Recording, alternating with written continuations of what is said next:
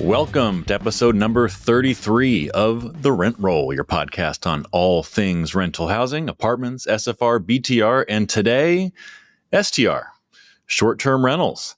My guest today is the global head of real estate for Airbnb, Jay Stein, and we'll be talking about Airbnb's real estate strategies, boogeyman theories about Airbnb's impact on the longer-term rental markets, and also about the unlikely and emerging alliances between apartments and short-term rentals.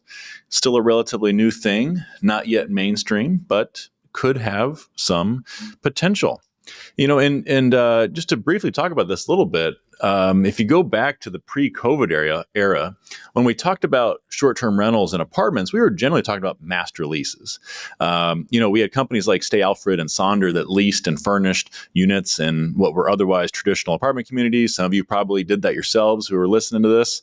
And it was very similar to a corporate housing model.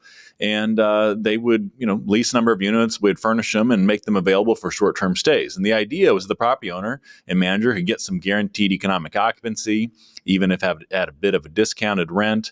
But the model never really took off. It was really almost impossible to scale it up or down based on seasonality or demand. When you have furnished units in a tight market, you're better off with fewer STR units on master leases. And in a slow market, you wanted to have more of them. You sometimes had building access issues as well, especially if you didn't have smart home technology with access through cell phones and whatnot.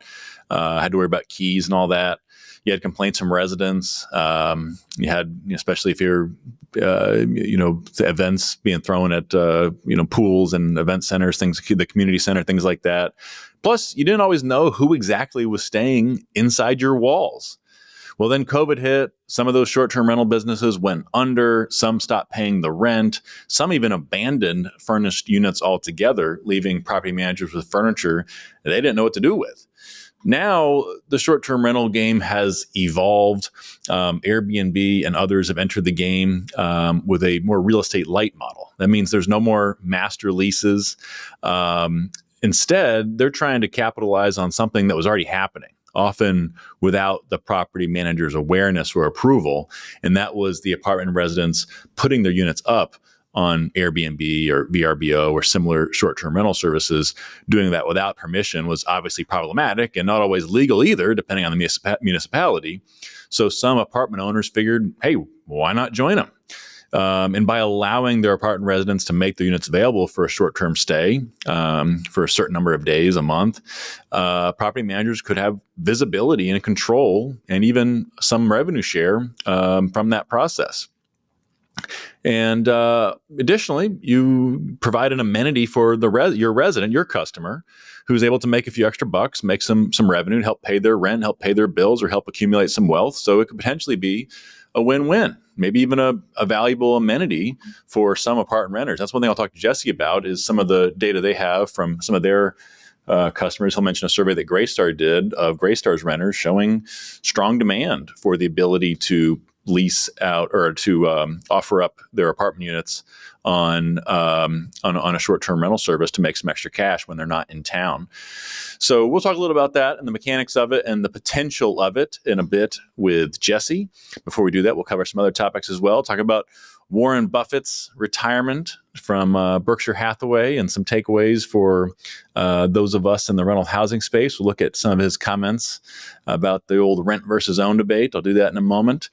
Talk about some headlines as well. Before we jump into all that, big shout out to our sponsors, as always, to JPI, premier apartment builder in Texas, California, and soon Washington State and elsewhere, and also to Madera Residential, owner-operator in Texas and expanding elsewhere also.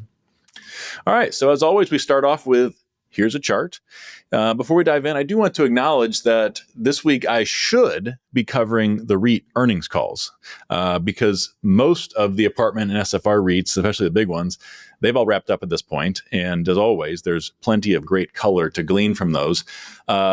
Just as a time crunch, wasn't able to make that happen for this week. That does take a lot of doing, but I will make sure that happens for next week. We'll be sharing the top takeaways and highlights from the REIT earnings calls always some great color to share from those calls. So join us next week for that. For this week, the Here's a Chart segment is going to be a salute to the Oracle of Omaha, Mr. Warren Buffett himself. All right. So here, again, he just announced his retirement from leading Berkshire Hathaway at the ripe young age of 94. Pretty remarkable. Hard to believe he's been at it this long and still at the top of the game. His net worth, according to Forbes, tops $168 billion. So do you think, and this is not today's trivia question, but still a fun one to ask, to think about yourselves, do you think that's $168 billion? Is that more or less than the combined market caps for all of the publicly traded apartment REITs? And then what if we added in the single-family rental REITs? So the combined market cap for all apartment REITs as of Tuesday this week was $137 billion. That's less than Warren Buffett's net worth individually. Forget the value of his company, just himself. And if we add in the two SFR REITs, then it's a game. That's almost another $38 billion in market cap. That takes us just above the Oracle of Omaha's personal net worth. And so this guy's built for himself a nice little nest egg for retirement. By the way, as of Tuesday, Fortune says Elon Musk is the world's richest person with a net worth of $382 billion, excuse me. That's obviously way, way higher than the combined value of all of the rental housing REITs. So let's look at his retirement. Inspired me to look back on something he wrote back in 2010 when he weighed in on the age-old question of rent or buy. What is the better financial decision? Now, today, when many of you are sharing decks with your investors that show things like the average monthly cost for a new buyer versus a new renter, and obviously it's a significant discount for someone entering the rental market than someone buying, given where we are with rates and home prices, et cetera. But Warren Buffett's going to look at this really from a long-term perspective, right? And that changes the math to some degree. So, but it's also his perspective, I think, is as you'd expect. It's beautifully nuanced, but also so brief and concise. And so I want to read to you something he wrote back in 2010 in his annual letter to Berkshire Hathaway shareholders. He wrote, "Homeownership makes sense for most Americans, particularly at today's," and this is 2010, "at today's lower prices and bargain interest rates. All things considered, the third best investment I ever made was the purchase of my home, though I would have made far more money had I rented instead and used the purchase money to buy stocks. The two best investments were wedding rings. For the $31,500 I paid for our house, my family and I gained 52 years, and now it's almost 70 since this was written in 2010, of 52 years of terrific memories with more to come." And I love this statement here. Again, I think it's just beautifully nuanced, yet very concise. And two big takeaways from his comments. First of all, us nerds like to make rent versus buy into a purely financial decision. And I see this on social media and policy conversations all the time. And it's as if people sit down at a kitchen table with a calculator to run the math and make a decision. But that's not real life, right? There are other factors. Housing decisions are as much emotional as they are financial and practical as well. It's a personal decision based on not only money, but lifestyle, life stage, priorities, et cetera. And Buffett is saying so here too. He calls buying his house nearly 70 years ago that he's been in the same house in Omaha that long. He calls it his third best financial decision behind only two wedding rings. Okay.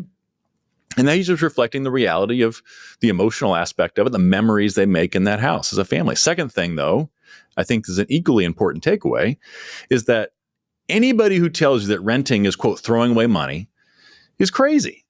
And that's not Jay Parsons saying that, although I put a little spicier terms than Warren Buffett did, but that's the goat of investing. That's Warren Buffett saying that. He's saying that if it was purely a calculator's decision, purely a financial decision, he'd have been better off investing in stocks than in buying the house he bought nearly 70 years ago.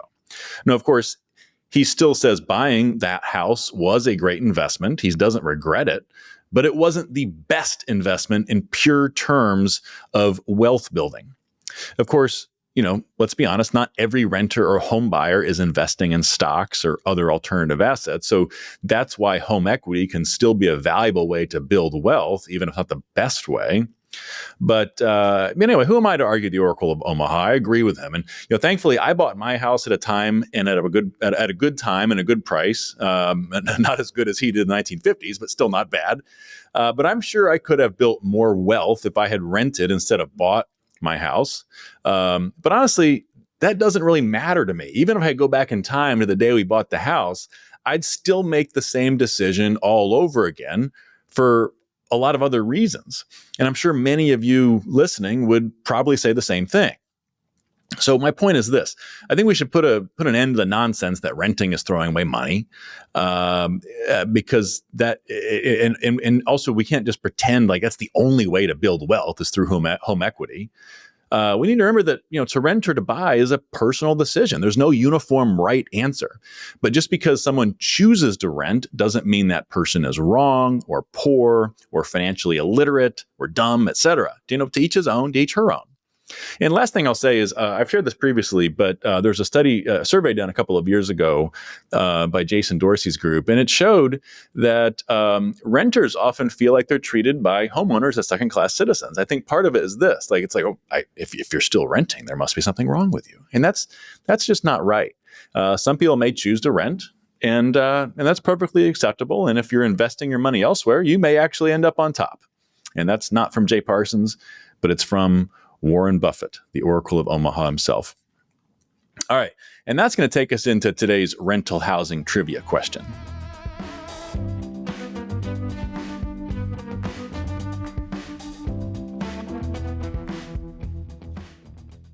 So I was curious if Warren Buffett thought he'd do better with stocks just because he's a great stock picker, obviously the best of all time, far greater than me and any of us, or because even an index fund would outperform home prices. So I checked, and I made it more contemporary and relevant for us younger pups, looking at just the last 10 years, indexing home values and the S&P 500 back to 2015. So here's the question.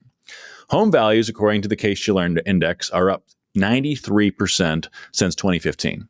How much, and this is again pure up on the index, I should say, just to normalize the S&P versus home prices. So the index up 93%.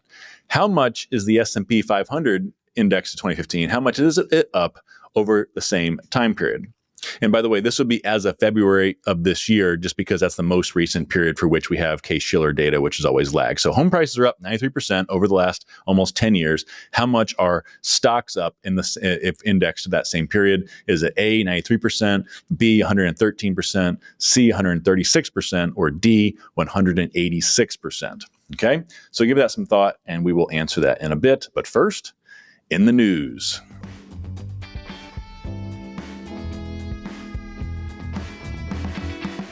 All right, we got three headlines to talk about this week. Here's one from the Wall Street Journal, and it's a fun one. It says, "What do Gen Z renters want? Amenities, aesthetics, and their own mini universe." We talked to four young people who are changing the game when it comes to renting. So I don't know if these four people are actually changing the game themselves, but it is eye-opening to consider the perspective of Gen Zers for those of us who are not Gen Z. And so this is a pretty interesting story, and it's not a scientific one. It's four people, but it's worth remembering Gen Z now represents the bulk of new incoming apartment renters. And if there's one big takeaway from this profile of Gen Z renter preferences, it's this. It's that it's hard to not conclude that modern, high amenitized student housing has not shaped Gen Z's tastes for post-college apartment living, or maybe even spoiled the taste. All those lazy rivers and commercial quality gyms have really raised the bar. After living in that, do you think they really want to downgrade to a traditional run-of-the-mill Class A, B apartment? Probably not, assuming you can afford it. But what really got my attention in this article was not the amenity wars, but it was the quotes from Gen Zers who attached their mental health to their apartment living experience. And then this is not a joke. I mean, this is serious. I mean, one renter was quoted saying, "My pre-med major is demanding. Living somewhere that makes me feel good helps me manage the pressure." Another Gen Z renter said, "The affordable apartments in Manhattan were older. They had heavy energy." By the way, as a geriatric millennial, I'm not even sure what heavy energy means, but I'll take her for what she says here. Let me continue the quote. She said, "They had heavy energy. They wouldn't have made me happy. I thought if I'm not happy, my company won't shine because I am the company. My apartment in Brooklyn is new. Its energy feels light. My mind is clear here. Okay, so again, I don't fully understand that, except what she's saying is that she's happier in this newer building. And here's a third renter who started off with a run-of-the-mill apartment and then ran across an Instagram ad that drew him to a pricier, highly amenitized apartment building. And talking about his first apartment, he said, I found a random online rental. It was a nightmare. I got put into an unrenovated unit. The Wi-Fi was messed up. There wasn't a sense of community. It was isolating. Then he found the second apartment and he said, that's when I decided to move. Now I wake up and my building is fresh and it's new and it's exciting. I feel really good being in my space. Wow. I mean, that's just, it's remarkable. I mean, just to read this.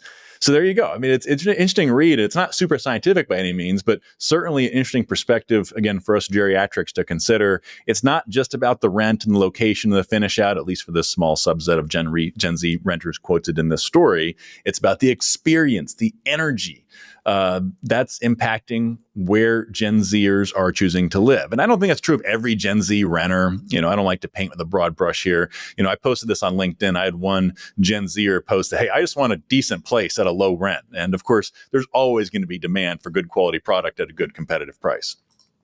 Next headline comes from the New York Times. Housing on federal lands aims to ease affordability crisis. Housing developers and researchers say the idea of building more homes on federal land could help ease housing shortages, but various obstacles could hinder the effort. So I've talked about this one before. I won't go through the entire proposal again, but it's a good read. This is a good article, and it points out that there's some pretty wild opposition to building housing on federal land, and most of it's misrepresenting, what federal lands are being candidates for this. So they act like every federal parcel is a site to behold and could be a candidate for the eighth natural wonder of the world. And it's worth a reminder that this is a bipartisan concept. It was supported by the Harris campaign last year. It's supported by many Democrats in addition to the current White House. And so it's not some crazy partisan proposal, but the haters make it sound like this plan is going to allow greedy developers to build on pristine national parks. I mean, come on. Let's not pretend like the federal government doesn't own some ho-hum land parcels that will never qualify for national park consideration.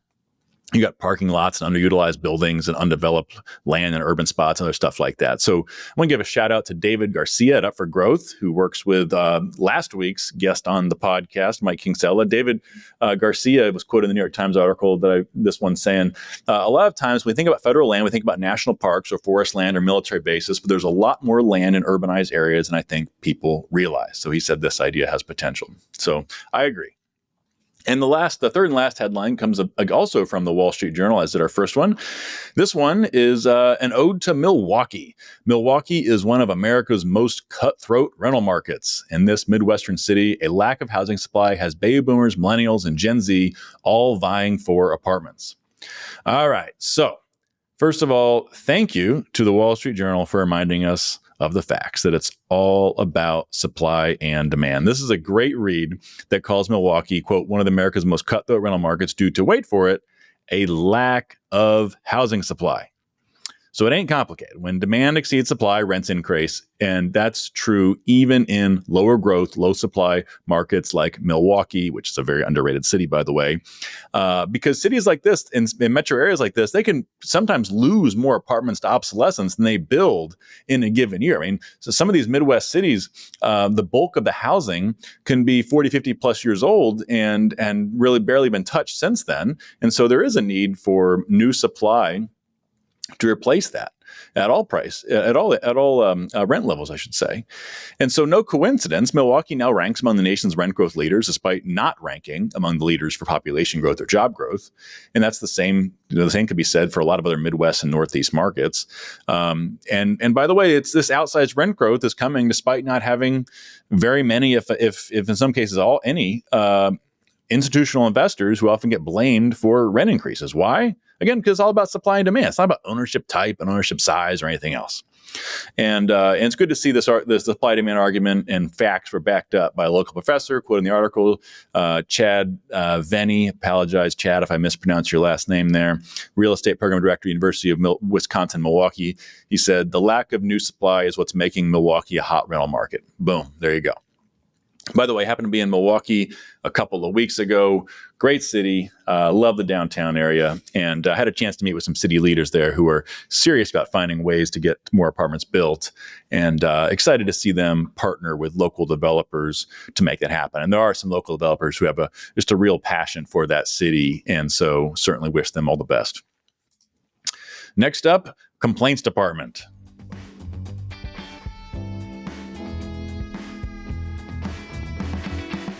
All right, we haven't done this segment in a while. This is when I take a cynical comment that gets posted on social media or a note I get elsewhere and share that. And so since I just talked about Milwaukee, I want to share a comment I got here. This commenter said, no doubt the institutional investors and / merchant builders will raise rents at every opportunity. I've worked for several. But on the flip side, institutional investors / merchant builders are much more prone to overbuild and collapse a market, creating vacancy and driving down rents. It's a balancing act. Wherever we are in a cycle, one side or the other is suffering. Okay. So again, we're talking about Milwaukee here. Okay. And so I read this comment. Yeah, and I think everybody knows where I'm going with this, but I have to kind of remind people, say, look, none of the major apartment REITs have any presence in Milwaukee at all. Very few large institutional investors do either. The top 2 apartment owners in Milwaukee that I found, they're both locally based. Wimmer Communities and the Mandel Group both own about 2% of the metro area's apartment stock. Also, 11 of the top 12 apartment owners are all Wisconsin-based. They're not big national firms, at least from what I can do in my research I could find. On the single-family rental side, only 2% of all single-family rentals are owned by larger firms with 1,000-plus units in their portfolio, according to John Burns' data. More than 3/4 of the SFR market is owned by small mom-and-pop investors who own fewer than 10 homes total. And also, there's not a lot of merchant builders in Milwaukee either. It's not a super liquid market, which is what merchant builders tend to prefer. Most of the developers are local players. Not one of them delivered more than 350 units last year. So the facts just don't support conspiracy theories like this about institutional investors and merchant builders. But of course, you probably already knew that. No one player or group of players in Milwaukee or really anywhere is big enough to drive a market up or down. Everyone loves a good spicy boogeyman theory, but the story of Milwaukee, like elsewhere, is a rather boring one. It's just simple supply and demand. So there you go. Let's come back to our trivia question of the week.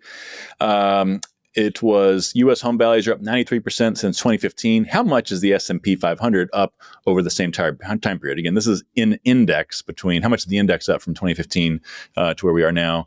And the correct answer is D, 186%.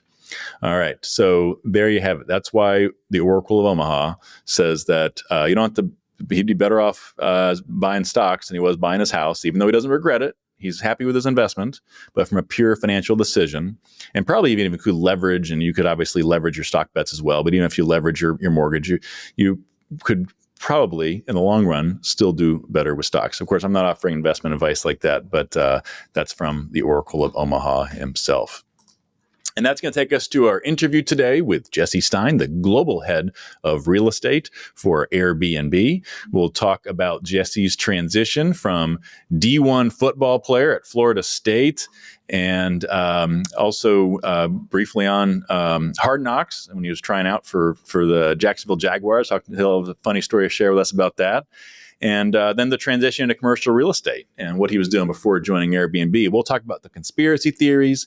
We'll talk about unintended consequences of regulations to limit short-term rentals, plus Airbnb's push to make it easy and permissible to Airbnb your apartment unit. So please welcome in Jesse Stein.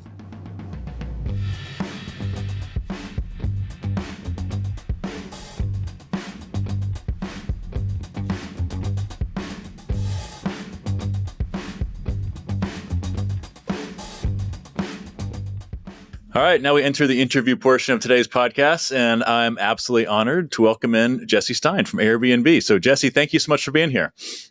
Jay, it's a pleasure to be here. It's finally great to be on the podcast. I'm truly excited. Yeah. So, Jesse, I've kind of followed some of your work from afar, but until we'd connected on this, I was not aware of your background as a punter. So, tell us about your journey from D1 punter at Florida State to NFL training camp to commercial real estate. Yeah, well, I grew up in Florida, and my dream as a kid was always to be a fighter pilot. And so I ended up getting accepted to the Air Force Academy in Colorado Springs. And I spent my first year playing football at the Air Force Academy. And at that point in time, I realized I couldn't actually be a fighter pilot because I got too many injuries playing football.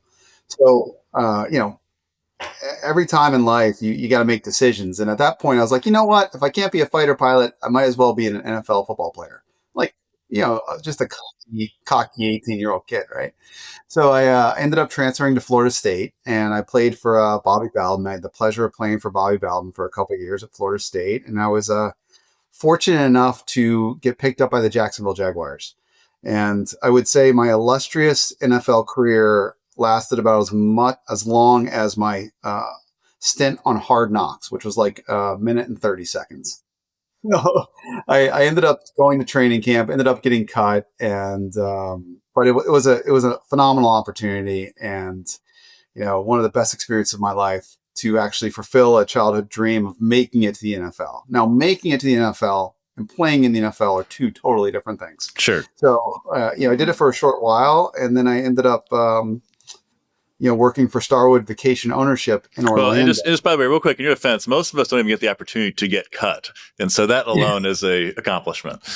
Well, yeah, it was funny because it was like, it was literally the first season of Hard Knocks ever. It was on HBO, and like whoever does a cameo on the free agent rookie punter, but it's my buddies in San Francisco found it, and they still laugh about it because literally, Jay, there's me carrying out my stuff, which is like a pair of khaki shorts and a t-shirt and a track. Because you don't make much money as a free agent punter, right? It was really, really funny, but it was really a blessing to be able to do that, and an experience I'll never forget personally. All right, so then what talks about the transition into real estate? Yeah, so I always had this passion for travel and real estate, and when I was in college, I studied real estate and finance. But I interned for Starwood Vacation Ownership in Orlando when I was in college. And I just fell in love with hospitality and real estate. And that was kind of like the perfect intersection at that point in time.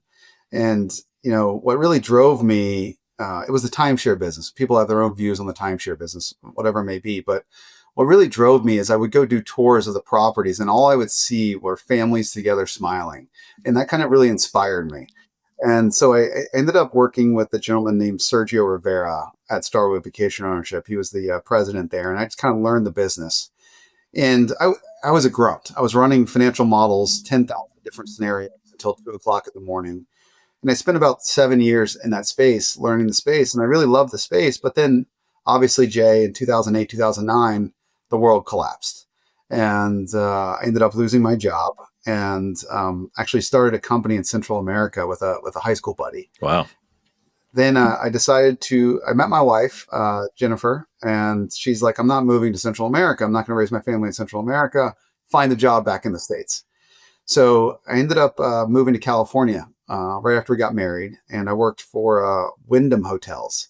It was the only job I could find in 2010. There weren't a ton of jobs in real estate in 2010, but I was fortunate enough to join up with Wyndham doing business development for Wyndham.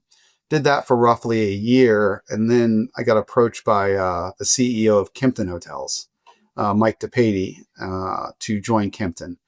I joined Kimpton in 2011-ish, I want to say, Jay, and kind of was fortunate enough to be a part of that rocket ship. Yeah. And when I joined, we were roughly like 40 hotels. And then in 2015, 16, I can't recall the exact day, Jay, I've had 3 kids since then. We sold Kimpton, the OpCo, to Intercontinental. And then a group of us spun off and started another PropCo.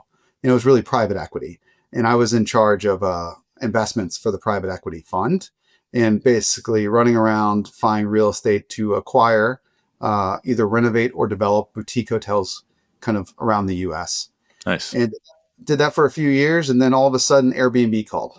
And all right, so let's talk about that a little bit. So you had 15 years in hotels. It's 2020, a couple months before COVID hit. And so what was that? I mean, that's got to be crazy. I mean, the pandemic just hit. I mean, you went to the global financial crisis in 2008. That was tough. The pandemic, and all of a sudden this increased demand for short-term rentals combined with all the pandemic era protections. I mean, what was that time like during this transition?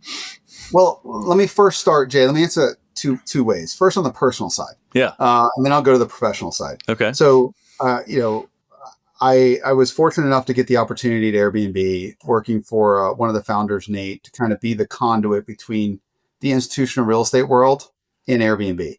Phenomenal opportunity. Uh, on the flip side, my old fund, which was called KHP Capital Partners, just raised their largest private equity fund ever. And so we were just about to start deploying capital, and we had a kind of a secure role, if you will. I was head of investments, secure role, father to three girls, raising a family in the Bay Area. And then all of a sudden, I take kind of a flyer on a private company, Airbnb startup, if you will, but pretty big. And then the pandemic hit. And like the rest of the hospitality world and the world in general, our business just stopped. So now kind of switching on the personal side, I was a little worried, right? Just to call a spade a spade. On the professional side, it was an interesting entry into the space. I mean, our faucet went off. 80% of our business went away in a day. And it was really scary for us, and it was really scary for a lot of people in a lot of different industries. It was scary for the whole world, but we were really, really fortunate. I mean, Brian Chesky did a phenomenal job. The executive team did a phenomenal job of kind of steering the ship in the right direction. And then all of a sudden, we saw this tailwind, and it was absolutely chaotic. Jay, I will say, like, we were thinking, like, the press was, is Airbnb going to be around in 6 months? And, we were really, really fortunate where people started to travel again, and people started to travel more and more on Airbnb, and they felt more comfortable with Airbnb. They really loved our product. And then all of a sudden this tailwind just started blowing, and our business just completely shot to the moon. And so it went from this point of like, oh my gosh, what are we going to do, to the world loves the product. And, let's just grind. Let's just focus. Let's just get back to basics and improve the core business. And that's really what Brian kind of set the ship to do. And, he was a phenomenal captain throughout the entire process, and still is. And, he did a phenomenal job, and the business just took off. And we were very fortunate to IPO. And we went from thinking the press was, we're going to go out of business, to one of the most successful IPOs in the history of a startup. So it was a roller coaster ride, Jay. I will say, I'm not as old as I look, but the time was stressful. But luckily we're in a good place, and we were able to scale the business exponentially. Absolutely. So, that kind of brings us to these last few years, because obviously we went through the pandemic. And I think one thing that's the short-term rental business has in common with the long-term rental business, whether it's apartments, SFR, STR, they've all become targets for the blame game for America's housing shortages, high prices, high rents. And in my view, I mean, obviously everybody listens to my program knows my feelings on this, but it's this misinformed blame game tends to lead to half-baked policies resulting in unintended consequences and no real actual solutions. And in your world, a great example of this is New York City's local law 18, aka the Airbnb ban. And obviously, I'm describing this to the audience here. I mean, it was pitched as a way to open up longer-term rental availability, put downward pressure on rents. Not surprisingly, of course, that never happened. Instead, rents jumped all-time highs, vacancy held tight, and even hotel rates jumped too, given the shift there. So other cities across the country and the globe have obviously taken similar steps. So in your role at Airbnb, how do you combat these false narratives with facts, or you just choose to ignore it? Yeah, no, I would say this, Jay. Like, I think, I think we can all agree that the challenge to the housing crisis is supply and the lack thereof. We are in one of the biggest, housing crises in the history of the world. But the answer isn't overregulation. The answer is more supply. Now, that we all have different opinions on how we create that incremental supply, but as evidenced by New York, the Airbnb ban had no impact on long-term rental rates. That is not the solution. And globally, we are supportive of regulation of Airbnb. We're all in this together. We want to see incremental supply, and we have, I think, 80% of our top 200 markets around the globe are regulated. But we're in support of smart, equal sort of regulation. that really helps drive more housing, because that is the key. We need to unlock and build more housing and make it more simplistic to build that housing. And I don't think overregulation is the answer to that. Like, you have to actually make it easier to build, not harder to build. And simply saying ban Airbnb is not going to have the impact that the policymakers want or the constituents in whatever market it may be want. The answer is more housing. Like, let's build more. We're in a supply constrained market, and we are big supporters of incremental housing, and we can't stay silent. We have to refute some of these, erroneous facts about you ban Airbnb and all of a sudden rents are going to go down. Well, evidence shows that's not the case. So, I would say we're not silent, Jay. I think you're going to hear more from us on that. And I don't want to say too much. But at the end of the day, overregulation of Airbnb is not the solution to the housing crisis. The solution to the housing crisis is more supply. Absolutely. I mean, we're seeing the same thing on long-term rental side, whether it's rent control, eviction moratoria, screening limitations, other stuff like that. It's all just band-aids trying to solve for a much deeper problem that band-aids can't solve. So you just need more supply. I agree with you. So let's shift to a more positive topic. During your time at Airbnb, you forged new partnerships with apartment owners. And obviously, we have a lot of apartment owners who follow this podcast. And so let me just briefly describe it and then correct me where I get this wrong. But my understanding is it allows renters to make their units available for short-term rentals in exchange for the property owner getting a 25% cut of the revenue. And of course, I think everybody in the apartment business knows that renters had long before been listing apartment units on short-term rental sites, but usually without the owner's permission, which of course being problematic. And this program helps solve for that. So where did this, Jesse, where did this idea for former partnerships originate? And how have you been able to convince apartment owners to embrace Airbnb? Yeah. And so, one small correction real quick, Jay. Please, yeah. There's really three facets to the program. One, we created a long-term rental marketplace. So think of apartments.com, or think of Zillow, think of Zumper, think of XYZ, where we are driving traditional long-term leases to our partners. That's one. Two, we are providing transparency and control over the Airbnb activity in our building. Because when you say apartment owners are allowing tenants to Airbnb, let's be mindful that is a part-time basis. Yes. In accordance with local laws. Yes. So it's not like somebody is renting 30 units in a Greystar building. Yeah, that's subletting. Yeah. Yeah.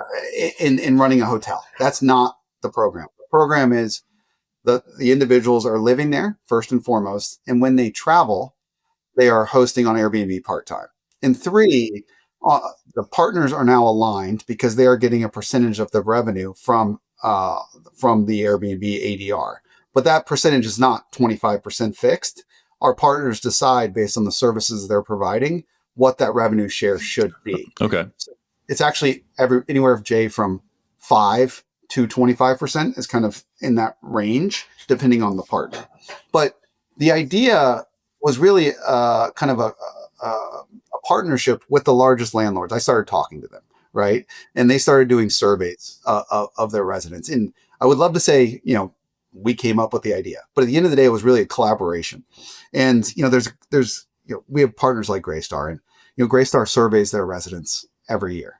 And they surveyed their residents a couple of years ago, and they had 90,000 respondents. Like, who gets 90,000 respondents? But that's just mind blowing. And the overwhelming majority of their residents that responded, this was 90,000, said they would want to Airbnb their apartment when they travel. And when I say overwhelming majority, 71% of the respondents were extremely interested in it. 90% were either extremely or interested in it. So Greystar is hearing from their consumers and their residents that they want the ability to do this on a part-time basis when they travel. Now, does that mean they're all going to do it? No, but they want the ability to do it. So that's what gave us real confidence in launching the program. In addition, we started to test kind of the lead gen aspect, and will consumers move into buildings because this is an opportunity? I remember 20 years ago when having a fitness center was like the sexiest thing in the world in the apartments. Yeah. Like, that's the amenity. So, the ability to part-time Airbnb your apartment is kind of the new amenity. And we recently released a case study that we did with Zumper, where we created a badge on Zumper's search and a filter. And the properties that filtered or had a Airbnb friendly badge saw 64% more high intent leads than buildings that did not. So consumers in the buildings want the ability to Airbnb, but also prospects are choosing to move into these buildings because that is an opportunity to do that. Now, again, does that mean they all do it? No. But does that mean they want the ability to? Just like when I lived in an apartment, I wanted the ability to work out, but as you can tell, I didn't do it too much. But like I wanted to. So, there are a significant number doing it, but just the idea or the opportunity to do that is driving consumers to live in these specific buildings. So it was kind of really a partnership with, Greystar and Equity and UDR and these others that actually said, hey, there's a want, there's a desire here. How do we thread the needle? Because all ships rise with the tide. So let's do it in the right way. Let's build the right tools. Let's make sure it doesn't disrupt the community, because a lot of what we're doing and a lot of the tools and the safeguards we're putting into place isn't for the 5 or 10% of people that may Airbnb. It's for the 90 or 95% that don't. Because at the end of the day, it's their community as well. And we want to make sure that they have a great residential experience in the community in which they live. Yeah. So going back a few years, I remember when the issue of short-term rentals first came up, not Airbnb specific, just generally short-term rentals within apartments. One of the early concerns among apartment owners was, well, we need to know who's inside the property. We need to ensure safety and access, all that kind of stuff. How were you able to work through that concern with some of these big apartment owners? Yeah, I think that goes back, Jay, to my point about like the transparency and the control. So on the front end, we have the consumer marketplace where consumers can find these buildings. On the back end, we built basically incremental tools and dashboards for building owners to have full transparency and control over the activity in their building. So building owners can set building rules. Let's say in San Francisco, for example, you're only allowed to host 90 nights a year. That's the local law. So building owners can set that in their building rules, and then residents really are kind of capped at that night limit. And so they have that sort of control, and they're able to kind of look at the listings, ensure everything's kosher, and kind of work through those various controls we've built. So all those back-end tools we've built in conjunction with the partners, and you can just go through the list of items that the partners may want. And we've kind of figured out a way to thread the needle to give them that transparency and control to all the activity in the building. So now there's no question of like, is there an Airbnb guest in my building today? Yes. Sarah, who's had 50 stays on Airbnb, is in your building. Sarah, average guest rating is 4.97. Here's Sarah's information. If anything, ever happens in the building, you can get a hold of Sarah, and 99.999% of the time, everything's fine. So, they have that visibility now where they didn't have it historically. And I would say that is one of the main reasons we've been able to thread that needle with the multifamily community, is because we're building something that works for everybody. And I'm assuming, like with apartments nowadays having so much, smart access tools and whatnot in the building, it has to make it a lot easier too, right? Yeah, it's so much easier. I mean, the old days of this, you would see like a bunch of lock boxes. Yeah. Right. Like that's just a horrible experience for everybody. Yeah. Here now, it's all smart tech, not all, but significant amount of smart technology where it's very easy and seamless to access the unit and understand what's going on. And it's really made a great experience for not only the resident and the community, but also the guest of Airbnb. Yeah. So you've talked about this a little bit. Let's go into this a little more, how this works. So on your website, there's an Airbnb friendly apartments page.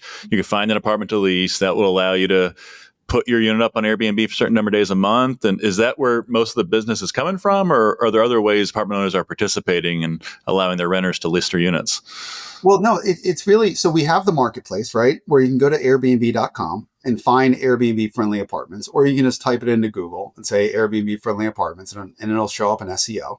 So that's one way. But also our partners are starting to look at this more as a leasing vehicle, and they're starting to market the entry point on their website.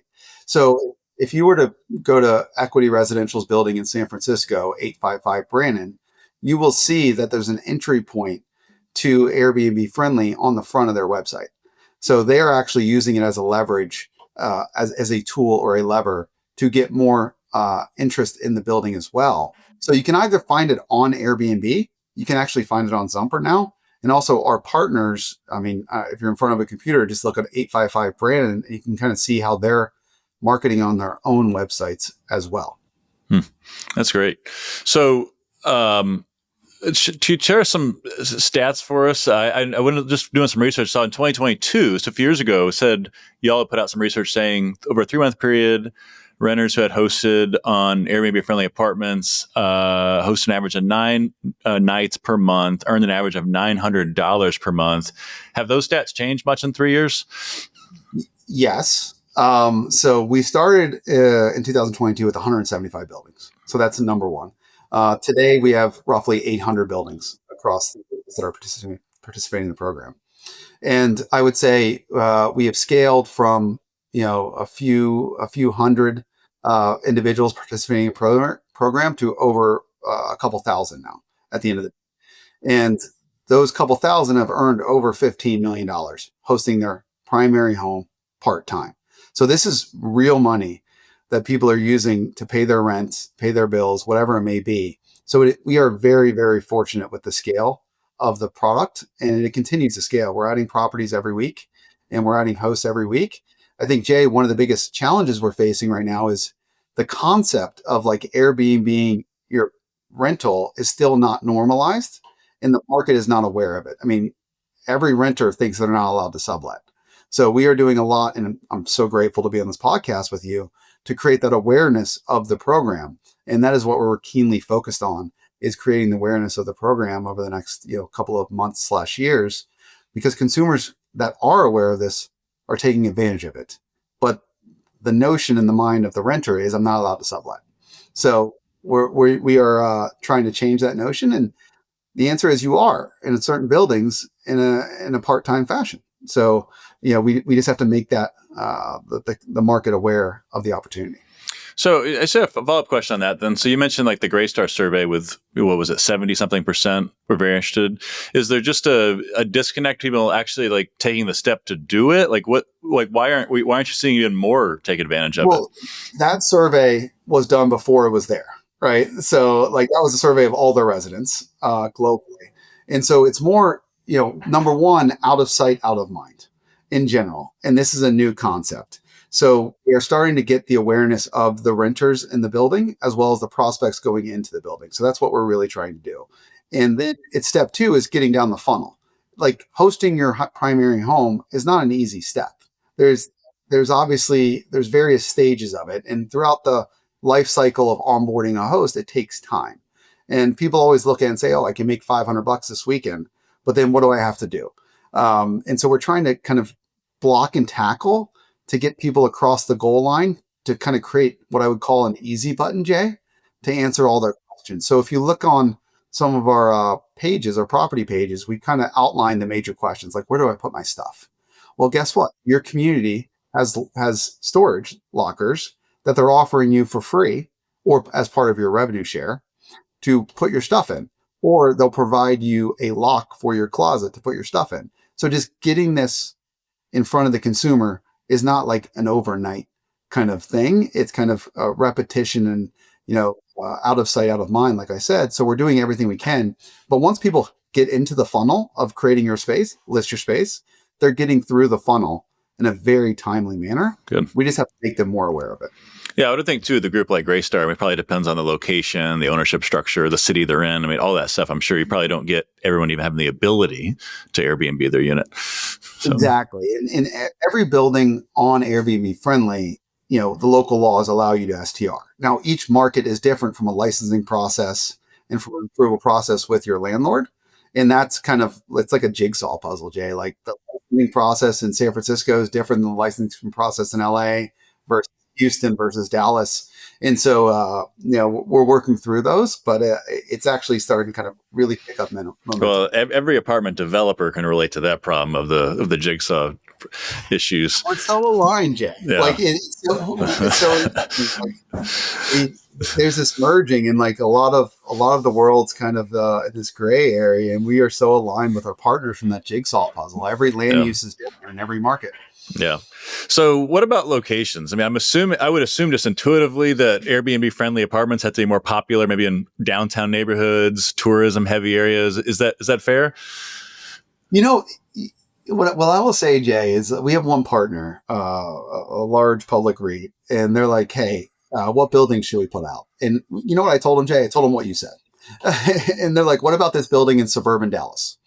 And I'm like, "I don't know. I don't know if there's much demand there." And they're like, "Let's just put it on and see." So we put it on and see. We put it on and we saw, and it's actually one of the highest producing Wow. buildings. Is in Addison, Texas, Wow. in suburban Dallas.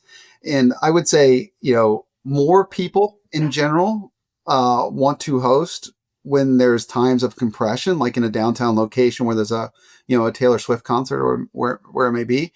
But I will say the demand on Airbnb is a different type of demand, where we have a lot of families trying to visit families, and they want to stay in a larger place, and that place may be Addison, Texas, and it's really kind of opened my eyes to the demand on Airbnb, because I'm an old school hotel guy. I would buy a hotel next to the arena in downtown Dallas where the Stars play and the Mavericks play, and like the compression's great there, and we do have a building right there, and it does really, really well. I don't know if I would buy a hotel in Addison, Texas, but there is a lot of demand in Addison, Texas for consumers on Airbnb. They're staying 7 nights to visit family, or renovating their home, or they're in the hospital for some reason and need a place to stay for a week. So I would say it's kind of a broad based approach. I think it all boils down to, like, what are your expectations, and how many hosts do you think you get. But at the end of the day, the people want the ability to do this regardless of where they live. So it's a phenomenal lead gen and leasing tool, and then they at least have the choice to Airbnb if they want. Yeah. And there's a lot of flight attendants that live out in Addison or in Fort Worth that are traveling all the time that are taking advantage of the program. Well, you mentioned the Mavs arena. I imagine your demand's gone down since Luka got traded from the Mavs, because it's probably the visitor fans going there now. Nobody wants to go to the Mavericks games in Dallas anymore. But it's the Stars. The Stars, yeah. Yeah, we're in the playoffs. Yeah, absolutely. The Stars are still in it. Yeah, good point. That's a sore topic for those of us in Dallas. I'm sorry.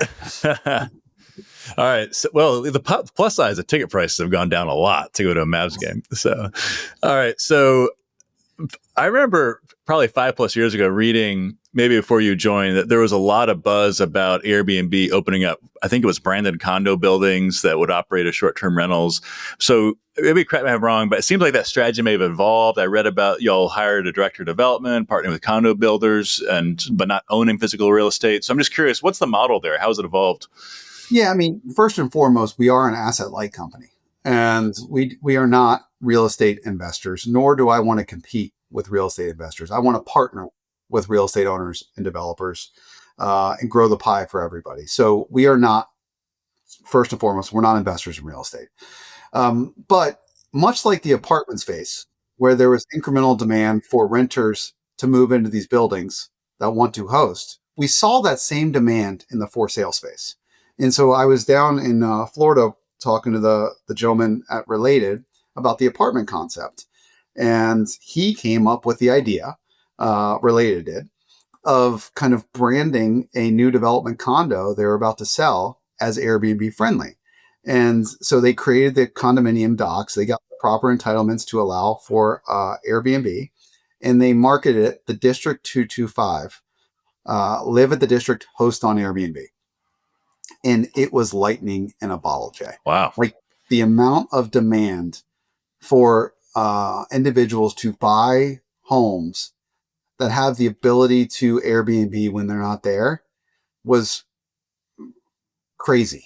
And now 80% of all condo developments in Miami allow for STR. Now, it does not require any buyer to STR. They can live there 365 days a year. It just gives them the right to do it. Because unlike an apartment where the one owner can change the bylaws or the subletting the entire building, a condominium is fixed. They have a condominium HOA board, and you need supermajority vote to change the bylaws. But if you build the bylaws and consumers buy it, knowing that they're allowed to Airbnb, then they can. And we are just kind of blown away by the amount of demand there is for this type of product. And we brought on Jim Alderman, who is head of our residential division. He was prior CEO of Radisson Hotels, spent, Wow. 30 years in the real estate space, led development for Starwood Hotels at one point, as well as Extended Stay America and Wyndham Hotels.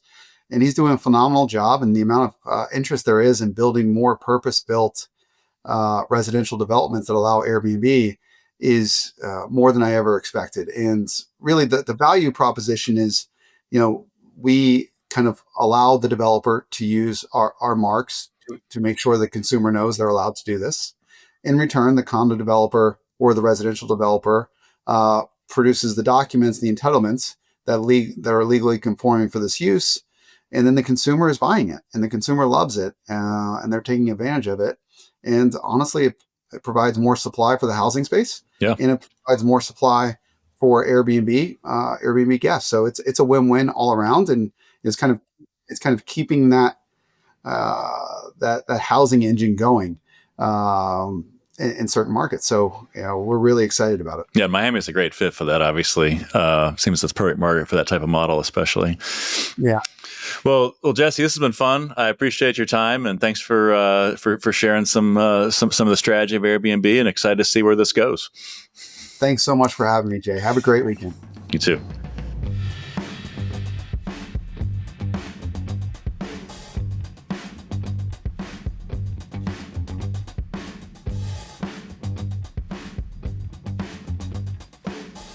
And that's a wrap for episode number 33 of The Rent Roll. Big thanks to Jesse for joining us for this week's episode. Again, join us next week. We'll be talking about recaps from the apartment and SFR REITs and their recent earnings calls. Also, we'll have with us a former senior leader at HUD, Alfonso Costa Jr. He'll be our guest for next week, so stay with us for that one. Also, big shouts to our sponsors, to JPI and Madera Residential, for making this podcast possible. And thank you to all of you for making us part of your week. We'll see you next week.